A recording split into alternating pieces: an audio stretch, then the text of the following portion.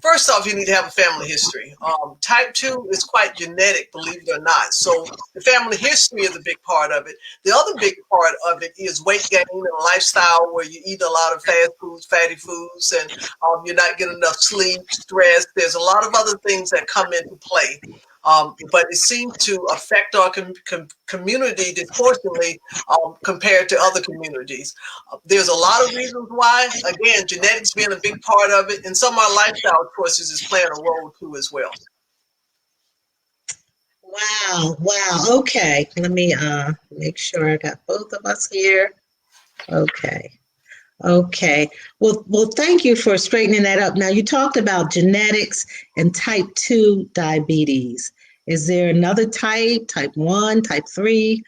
Can you We speak have to that? type, yeah, we have type 1 diabetes, and that's typically where someone's pancreas that makes insulin is no longer making insulin, or is making a small amount of it. So the key thing to remember about the type 1 is this: they will be on insulin until from the day they're diagnosed to the day they die. And the only way they can get the sugar into the cell to be able to use the energy, they must inject insulin so it can complete the same process as your body would normally do if it was making insulin. The other major type of diabetes is something we call gestational diabetes, and that basically occurs in pregnancy. Women in pregnancy may develop this type of diabetes. Again, the genetic factor must be there to make them more prone to it.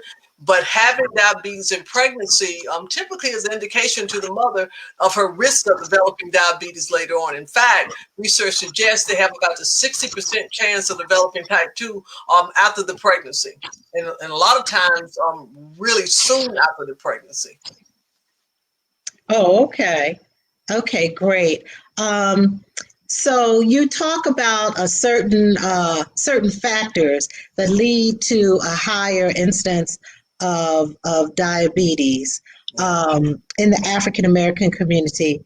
Um, can you tell me, are these factors also in white communities?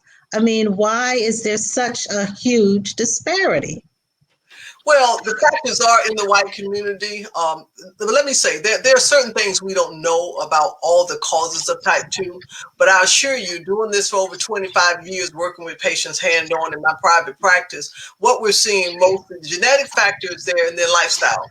We do tend to have a higher rate of obesity in our community than other communities. Our diet, our dietary selections may be a big part of it. We're in a lot of stress. Just living in this nation puts us on a lot of stress. So that alone, those things alone can add up to making you at a higher risk for type 2 diabetes. Okay. And let me clarify something too about the weight so I can be more specific about that. It's not just about being overweight, but where you carry the extra weight. A lot of you who have developed type 2 diabetes notice that your issue with your blood sugar didn't start to ensue until your weight started to expand. So we're talking about central obesity. When you carry that extra weight around the gut, around the stomach area, that's when your risk really soars. Wow. Okay. Central obesity. I've never heard that term before. And that's the expansion of the waist. Correct.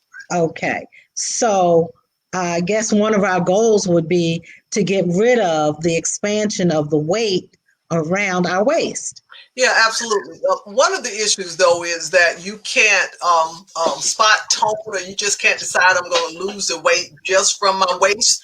So what we've learned is that you have to lose weight overall in order to get that area off. Research tells us, believe it or not, that the first place that the weight tends to come from is in the stomach area. So that's the good news. So when you're trying to lose weight, that weight that's most detrimental to your health is one of the first places that it comes off.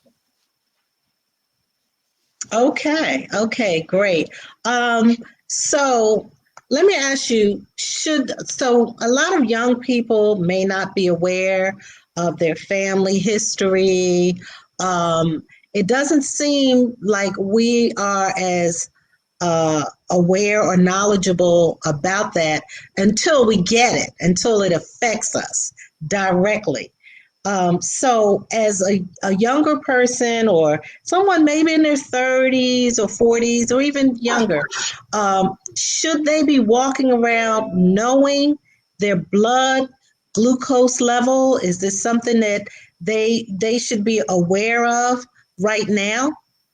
Well, I like what you said first. The first thing you need to know your family history. I'm amazed at how many of us in our community don't know our family history. And the other issue is this. I have deemed that in the Black community, we have something I like to call the don't ask, don't tell policy, right? So don't think that because you haven't heard a family member say they have diabetes, don't mean they don't have it. You literally got to ask. And the people I want you to check in with are what we call your first degree relatives. That would be your parents, that would be your grandparents, that would be your siblings, that would be your first degree uncle and aunt, first degree cousin. The first degree uncle, aunt, of course, would be siblings to one of your parents. So these are the people who you want to check in with. And if you have those people in your family, a few of those, you're at risk. Here's some trivia that you need to know about type 2 diabetes, though. Which family member tells you your greatest risk of developing diabetes? It typically is your sibling. So if one of your siblings developed diabetes, you might want to really get concerned that you're prone to it. Simply because you have two parents coming from two genetic lines. So how do you know if it passed through the genetic line? Your siblings. So there's a lot of things we can do to get ourselves at least ahead of the game by finding out our risk. So that's going to require you to ask your family member. Yes, we say down south, you want to know something, just ask somebody. To be honest with you, I really didn't think to ask too many questions to my family members about their medical history. However, I began to see certain things happen, like someone got a foot amputated, Yeah, someone got a leg amputated. Those are the times when it's like, okay, well, what is going on? What happened? Why did this happen? Never thinking, okay, am I at risk because this happened to you? So it seems like we don't really think about those type of things until something happens, and then maybe questions would generate, and then still some questions may not even generate. I did have a family member say that I didn't know that heart disease ran in our family.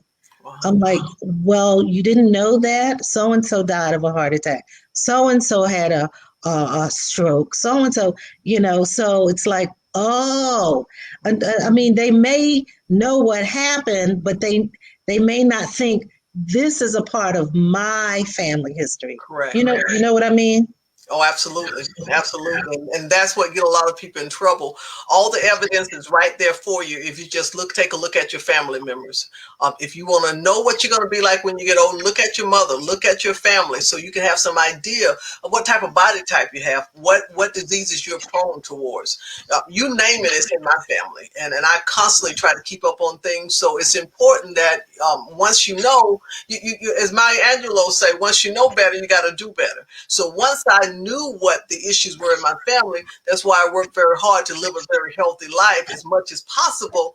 Of course, in order to try to scave off, if you will, those conditions. You can't stop them all, but I darn well want to do my best to try to make sure I've done everything I can to make sure I don't develop those conditions. Okay, we have a viewer that wants to know. Hi, Marcy. Marcy wants to know. Suppose you don't have a family history. And that's the thing. If you don't have a family history at all of type 2, then you're not more prone than anyone else. But here's the thing. I want to challenge again, as I said before. The only way I can assure you that you don't have a family history, that you have actively went out and surveyed your family and asked the question. Remember I said, you need to ask them because in our community, we have the ask, don't tell policy. So unless you ask, they may not tell you. Okay, great. Um, so, what are there things that we could do to avoid it, even with the family history? Sure, Can you- absolutely. And that's the biggest key. The CDC has something called the Diabetes Prevention Program, the DPP program. And this program was developed by the CDC in in relationship to a study that came out probably about 15 years ago that concluded that if a person exercised 30 minutes, 5 days a week, lose 5 to 7% of their body weight, get enough sleep, that type of thing, they can reduce their risk of actually developing full diabetes, or in some cases, reverse it back to normal. So we're talking about the people who are already in what we call the pre-diabetic stage, which is kind of precursor to diabetes. Research tells us if you do nothing in the pre-diabetic stage, within 2 to 5 years, you have full diabetes. So even someone who may not have any symptoms now, but if they have a family history, they have to move quickly and make sure they do those things, keeping that waist down by keeping their weight down, exercising regularly, getting enough sleep. All those things are going to go a long way to keeping the diabetes or keeping the disease at bay. Wow. Are you telling me if you are pre-diabetic that if you do nothing, no exercise, that you will get diabetes? Yeah. See, pre-diabetes tells us what your body is prone towards. This is not a fluke. The pre-diabetes, it's just because I've been living bad. Someone who has a genetic predisposition for diabetes are the one who's developed pre-diabetes. Pre-diabetes is just that, again, that precursor to diabetes. And on average, 3 to 5 years, full diabetes. And I got to be very honest with you. I have some patients who don't even make it to the 2 years, 2 or 3 years, right? They're told they have pre-diabetes, and 6 months later, they've moved into diabetes, probably because they've had pre-diabetes for a while and didn't know it. Wow. Yeah. Wow. That is pretty significant. That's Yeah. serious. That is serious. So we let me just follow up with another question. You talked about foot amputation, toe amputation, and the pancreas not making enough insulin. Right. Could diabetes? I mean, we have these things amputated. I know it affects our eyesight. Could diabetes also lead to death? Oh, absolutely. Diabetes is around the seventh leading cause of death in the United States. It's a big issue. We don't die, just like with AIDS. You don't die from AIDS. You die from the opportunistic diseases that come from your immune system being compromised. The same thing with diabetes. No one dies from diabetes. They die of the complications of diabetes because they had a heart attack or a stroke that was directly related to their care of diabetes, or they end up with amputation and end up with infection that caused their life. They ended up on renal they end up as a renal patient on dialysis and had complications of the dialysis. But at the end of the day, what caused these significant health problems was directly related to the diabetes. Okay, wow. Okay, the other question, so we talked about family history, knowing your family history and the importance of it, but what if you are adopted? Marcy wants to know. Um, In so, her, so in her um, case. Unfortunately, you don't have a lot of family history, and if you have no way of getting that, so what I would tell people, if you don't know your history, live like you do. And so that means you're going to put those things in place to stay healthy, which we should be doing anyway. So, making sure you keep your weight down, particularly that central obesity. Make sure you eat right. Make sure you exercise. Make sure you get enough sleep, keeping the stress down. All those things we know that will help to keep you healthy. So I challenge that whether you know your history or not, it's important that you still do those things, because if diabetes don't get you, something else will, because there are other health conditions that are exacerbated when you don't do these things I just talked about. Wow, I know that you have to go. Thank you so much. Another question just came in. Mm-hmm. Um, her daughter has polycystic ovary syndrome, and she takes POS. metformin. Mm-hmm. Will she get diabetes? And Okay, I'm that's not even very sure what. yeah. First of all, what does that Okay, mean? so first off, polycystic ovarian syndrome, acronym PCOS, is a condition in women where they have these little cysts all over their ovaries. Now, one of the things you need to know, the reason PCOS occurs is because actually let me take a step back. A lot of people don't know that both women and men have testosterone and estrogen flowing in their blood. What makes a woman, higher estrogen level, man, higher testosterone level. For women or young ladies with PCOS, that testosterone levels start to increase slightly earlier. It happens normally in women when they go through menopause, but with PCOS, it starts to increase slightly in women when they're younger. So this condition could actually render a woman sterile if it's not treated. The good news, we know how to treat PCOS, particularly metformin is one of the items we treat PCOS with. Now, I know the question is coming because metformin is the number one line of defense medication to treat diabetes. So what I will say is there is a direct correlation between PCOS and diabetes, and type 2 diabetes. So a lot of times doctors don't tell these women their risk of developing type 2 diabetes. Doesn't mean they're going to get it. But here's the good news, because you're treating the PCOS with the metformin, that may actually keep blood sugars down and keep the diabetes at bay if you're at risk. Chicken egg thing, we're not sure, but they do play a part in each other. I hope that helped with answering the question. Thank you so much. I'm getting feedback. Sharon, one other question. I know you have to run. Mhm. Okay, so we have we have primary care physicians. You are in your specialty in nutrition and diabetes educator. Should we have someone like yourself outside of our primary care physician? They may or may not address these issues. What is your whole take on that in the area of what you do and how you help us get back on track? Is that something we should be seeking ourselves to do? Yeah, so it's kind of interesting. I like to explain what I do, similar to like if you were going to the podiatrist or to ophthalmologist.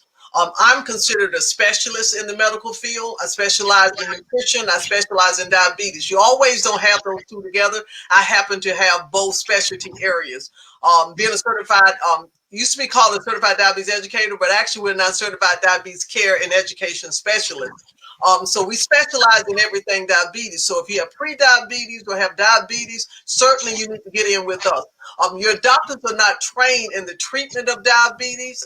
You have to understand, it doesn't make them good or bad physicians. It's just not their area of specialty. You wouldn't go to your doctor if you had an eye problem, right? Your primary, they would have them refer you out to someone else. It's the same thing related to nutrition and diabetes. If you have a GI issue concerning being allergic to food, or you got irritable bowel or something related to food, you're going to want to come in to see the specialist. You have anything related to diabetes or pre-diabetes, you certainly want to get in with us, because again, these are not area specialties for your doctors, so they can't manage them at a level where we can make an ultimately long-term difference. Sharon, if someone wanted to get in touch with you for further information, how can they reach you? Sure, you can reach me on my website is nutrition-diabetes.com. You can also call our office. I have a private practice in Glendale, Maryland. We are the Nutrition and Diabetes Education Center. Our phone number is 301-805-8292. Wow. Thank you so much, Sharon, for joining us. I know you have to run. Just want to say that this was brought to you and sponsored by Howard University School of Social Work, my alma mater. And we thank our guest so much, Sharon Hawks, for joining us. If you need further information, you can reach out to Sharon Hawks, as she said, at nutrition, the whole word nutrition, and then the underscore diabetes at msn.com. She will be happy to serve you. And look for us next week. We will be having another health talk regarding stress and our finances. So it's going to be very, very important. Thank you guys for joining us on Facebook Live. Thank you, Sharon. I know you have to run. Thank you so much. All right, take care. Bye-bye. Bye-bye.